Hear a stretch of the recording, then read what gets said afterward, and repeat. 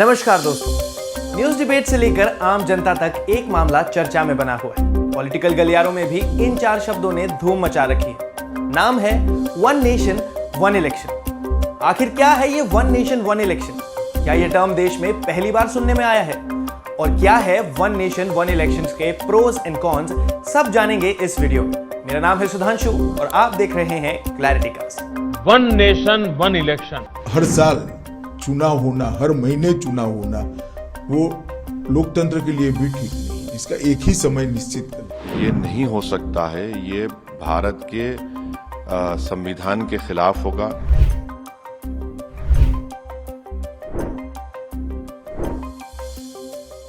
सबसे पहले जानते हैं कि वन नेशन वन इलेक्शन है क्या। सोचिए आप वोट देने जाए और सामने टेबल पर आपको 4 अलग अलग ईवीएम मशीन दिखे तो आपका क्या रिएक्शन होगा? इसका मतलब हुआ कि देश में होने वाले सारे इलेक्शंस एक साथ होंगे। आसान शब्दों में कहें तो आप एक ही बारी में अपने एरिया के सांसद, विधायक, पार्षद और पंचायत चुन सकते हैं।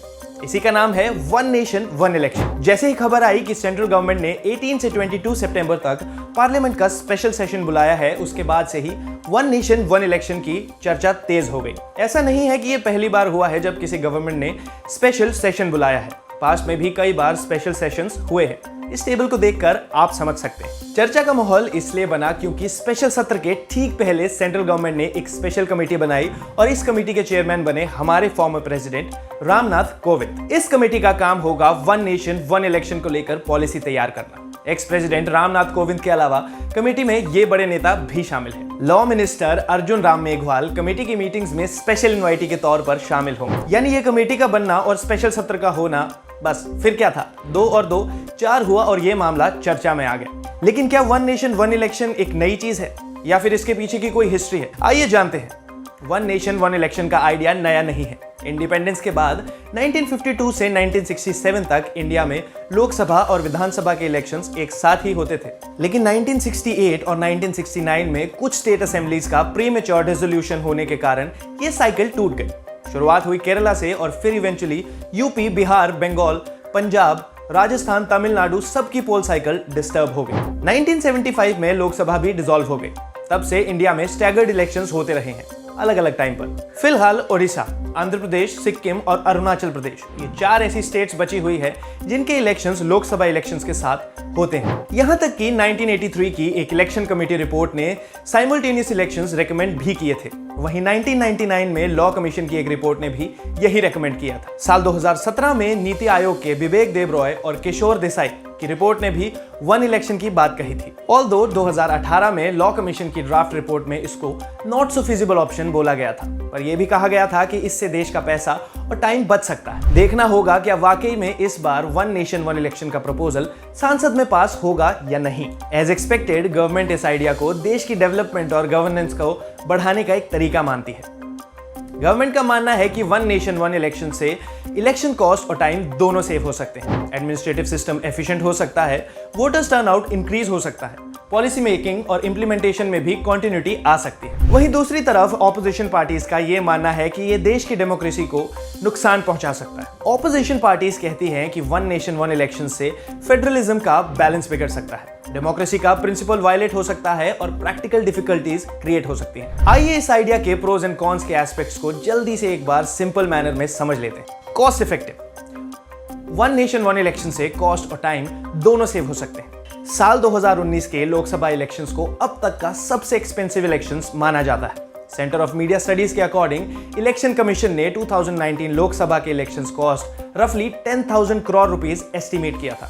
लेकिन कई दूसरी रिपोर्ट्स के हिसाब से करीब 60,000 करोड़ रुपीस का एस्टिमेशन था, जिसमें पार्टीज और कैंडिडेट्स द्वारा किया गया खर्चा शामिल था। तो पॉसिबिलिटीज है कि सेम टाइम पर इलेक्शंस करने से ये खर्चा कम हो सकता है, क्योंकि पार्टीज और कैंडिडेट्स एक ही टाइम फ्रेम पर इलेक्शन पे स्पेंड करके 2 या उससे ज्यादा इलेक्शंस में कॉन्टेस्ट कर पाएंगे। Streamlined administration. One nation one election से एडमिनिस्ट्रेटिव सिस्टम एफिशिएंट हो सकता है। इलेक्शन ड्यूटीज से एडमिनिस्ट्रेटिव सिस्टम स्लो हो जाता है, क्योंकि बहुत सारे ऑफिशियल्स और सिक्योरिटी फोर्सेस को इलेक्शंस में डिप्लॉय करना पड़ता है। सेम टाइम पर इलेक्शंस करने से ये प्रॉब्लम कम हो सकती है। अब इमेजिन कीजिए इस साल में अलग अलग इलेक्शंस के टाइम पर इन्वॉल्व होने वाले ये ऑफिशियल्स और गवर्नमेंट एम्प्लॉइज अगर 5 साल में सिर्फ एक बार इस काम में एंगेज किए जाएं तो प्लानिंग भी बेटर हो सकती है और एग्जीक्यूशन भी ज्यादा एफिशिएंट हो सकती है। Reduced freebies and improved state finances. Bar bar elections होने के कारण गवर्नमेंट हर इलेक्शंस में वोटर्स को लुभाने के लिए पॉलिसी डिसीजंस लेती है। हालांकि इसे पूरी तरह से रोका नहीं जा सकता, लेकिन कहीं ना कहीं बार बार पॉलिटिकल पार्टीज के द्वारा दी जाने वाली फ्रीबीज की संख्या में भी कमी आएगी, क्योंकि गवर्नमेंट फ्रीबीज 5 साल में सिर्फ एक बार ही दे पाएगी। फ्रीक्वेंट इलेक्शंस होने की वजह से बार बार फ्रीबीज देनी पड़ती है, जिसकी वजह से सरकारों के पास पैसा नहीं बचता। On the other hand, with a smaller number of elections, their finances could be in better shape. Increased voter turnout.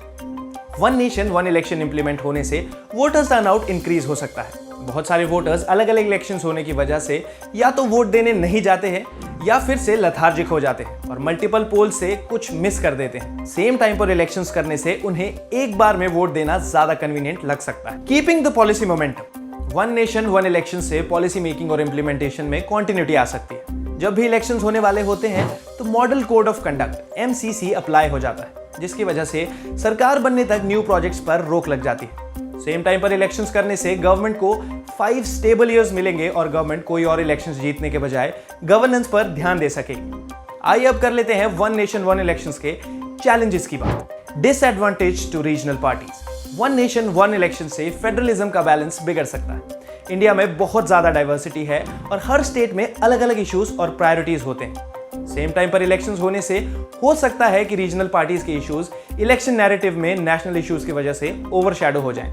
Impact choices and behaviour. ऐसा देखा गया है कि काफी वोटर्स नेशनल और स्टेट लेवल पर सेम पार्टी को वोट करते हैं, जिसकी वजह से रीजनल पार्टीज को डिसएडवांटेज हो सकता है। IDFC इंस्टीट्यूट की रिसर्च रिपोर्ट के हिसाब से अगर इलेक्शंस 6 मंथ्स के गैप में होते हैं तो वोटर्स का 77% चांस है कि वो स्टेट असेंबलीज और लोकसभा इलेक्शंस दोनों के लिए सेम पॉलिटिकल पार्टी या अलायंस को सपोर्ट करेंगे। ये फिगर 61% पे गिर जाता है अगर इलेक्शंस 6 महीने में नहीं होते हैं तो। Opening up Pandora's box. Pandora box का मतलब होता है to do or start something that will cause many unforeseen problems। ठीक वैसे ही वन नेशन वन इलेक्शन के इंप्लीमेंटेशन से प्रैक्टिकल डिफिकल्टीज क्रिएट हो सकती हैं। ऐसी एक मैसिव एक्सरसाइज को इंप्लीमेंट करने के लिए huge logistical arrangements, coordination among various security agencies और consensus among all political parties की जरूरत होगी, और ये सब चीजें बहुत डिफिकल्ट हैं।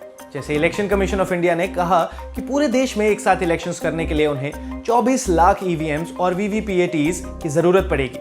इसके अलावा पोलिंग बूथ सिक्योर करने के लिए 10 लाख सिक्योरिटी पर्सनल की जरूरत पड़ेगी। यही नहीं, 3 मिलियन पोलिंग स्टाफ्स और 2 मिलियन व्हीकल्स की भी नीड होगी। और लास्ट में इलेक्शन कमीशन ने कहा कि 8 लाख करोड़ का बजट भी चाहिए होगा। ये रिसोर्सेज मोबिलाइज करना गवर्नमेंट्स के लिए भले ही इम्पॉसिबल ना हो, बट ईजी नहीं है। And what if any state government dissolves? इस प्रोसेस का सबसे बड़ा चैलेंज ये है कि क्या होगा अगर वन नेशन वन इलेक्शन के बाद कोई स्टेट की सरकार गिर जाए। मान लीजिए लोकसभा और विधानसभा इलेक्शंस एक साथ हो जाए, सेंटर में और स्टेट में सरकारें बन जाए, लेकिन अचानक किसी स्टेट की सरकार गिर जाए तो क्या उस स्टेट में फिर से इलेक्शंस अलग से होंगे?